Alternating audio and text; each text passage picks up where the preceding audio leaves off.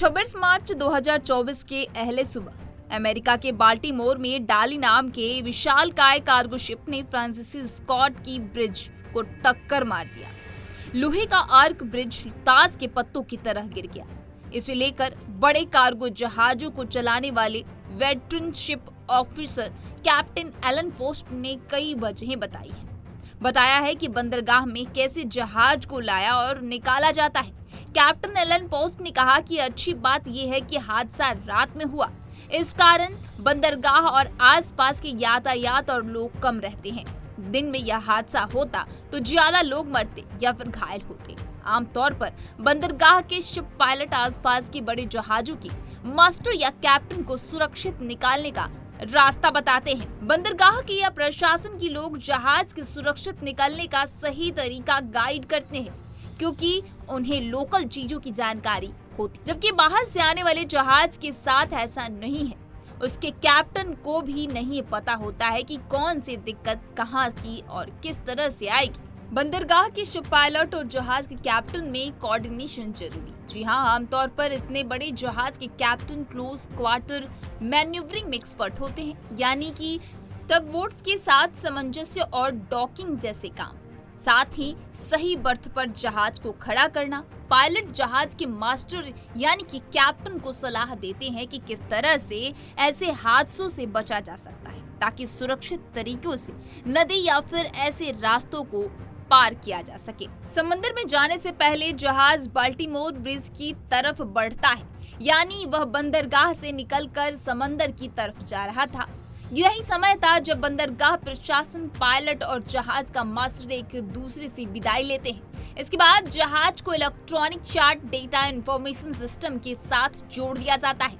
Master pilot को यह बताता है कि हम किधर जा रहे हैं। जहाज की ऊंचाई, लंबाई, चौड़ाई बतानी होती है ब्रिज पार करने से पहले। जी हाँ, आपको बता दें कि इस जहाज के स्पेसिफिकेशन क्या है, ब्रिज पर कौन कौन है, बातचीत के लिए उनकी पहली भाषा क्या है, जहाज की ऊंचाई, गहराई, चौड़ाई बताई जाती है, ताकि ब्रिज पार करते समय बंदरगाह प्रशासन को दिक्कत ना हो, सुरक्षित तरीके से जहाज ब्रिज के नीचे से निकल सके। इसके बाद पायलट जहाज के कैप्टन को निर्देश देना शुरू करता है। पायलट बताता है कि कहाँ जहाज लगाना है, कहाँ से हटाना है, किधर और किस तरफ कैसे लेकर जाना है। ये निर्देश जहाज के मूवमेंट के हिसाब से बदलते रहते हैं। अगर पायलट को लगता है कि स्थितियां सही नहीं है, तो वह बीच में जहाज को रोकने का निर्देश देता है, ताकि ब्रिज को पार करते समय किसी तरह का नुकसान ना हो। बंदरगाह के सभी टैगबोट्स, अन्य जहाज कोस्ट गार्ड किए जाते हैं सूचित। जी हाँ, आपको बता दें कि इस दौरान ship pilot, coast guard, vessel traffic service और इलाके के मौजूद अन्य जहाजों से संपर्क साधते हैं, टगबोट्स के साथ बातचीत करते हैं। लाइन हैंडल्स को सचेत किया जाता है ताकि वो जहाज को सुरक्षित निकाल सके, उसे सही जगह पर पहुंचा सके। एलन पोस्ट ने बताया कि 1000 फीट लंबा जहाज है, जो कि आजकल सामान्य बात है। इससे बहुत बड़े जहाज भी होते हैं। किसी भी बंदरगाह पर जब बाहरी जहाज आता है तो जरूरी नहीं है कि उसके कैप्टन को उस जगह के बारे में सब कुछ पता हो, इसलिए उसे गाइड करने के लिए स्थानीय बंदरगाह पर शिप पायलट तैनात किया जाता है। अब सवाल ये उठता है कि आखिर ये शिप कैसे दुर्घटनाग्रस्त हो। आपको बताते हैं कि शिप पायलट आमतौर पर स्थानीय मछुआरे के एसोसिएशन से चुने जाते हैं।